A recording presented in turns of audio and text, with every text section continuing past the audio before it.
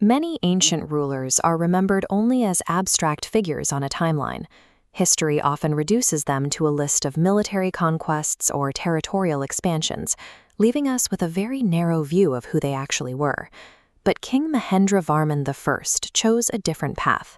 Instead of projecting a standard image of stoic power, he inscribed his individual traits directly into the landscape of his kingdom.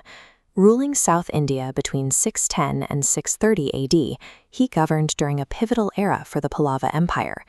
Unlike the kings who came before him, Mahendravarman replaced traditional records of war with distinctive personal titles, arrogant artistic claims, and even satirical plays. These records weren't left on parchment or wood. They were etched into the darkness of the rock-cut cave temples he commissioned throughout his realm. To understand the true peak of the Pallava Empire, we must look closer at the character of the person who built its foundation. Early in his reign, he introduced a significant change to architecture, abandoning perishable materials to carve temples directly out of the living mountain. Looking at this exterior view of the Mahendravarman cave temples, we see the scale of this engineering shift. Before this period, structures in the region were built using wood and brick. By switching to granite, Mahendravarman adopted a method that was essentially permanent. This wasn't a standard choice for the time. Granite is difficult to work with, but it offered an indestructible canvas for the king's specific vision.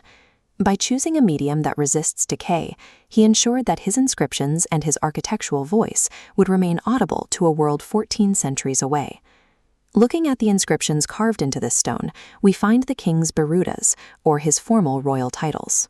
While most ancient monarchs chose names that boasted of violence and military force, Mahendravarman used these inscriptions to highlight his personal creativity. He famously took the title Satirical, which describes him as the tiger among artists. This wasn't just a hollow boast.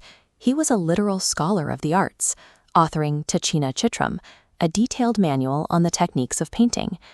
This indicates a ruler who defined his own identity through what he could create, rather than simply what he could conquer. Perhaps the most surprising remnant of his reign isn't made of stone, but of theater.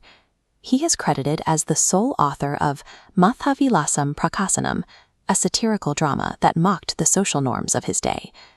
Writing a comedy requires a high degree of self-awareness. It shows a king who is capable of observing his own society with a critical, even mocking eye. It is a rare historical find, an absolute ruler with the wit and the security to openly lampoon the world he governed. This sense of humor makes Mahendravarman feel remarkably present, transforming him from a distant historical figure into a relatable intellect. When we combine these elements, the musician, the poet, and the artistic tiger, we see a man who used his crown to protect his intellectual pursuits. This focus on the arts triggered a cultural flowering that defines Tamil civilization during the Pallava era.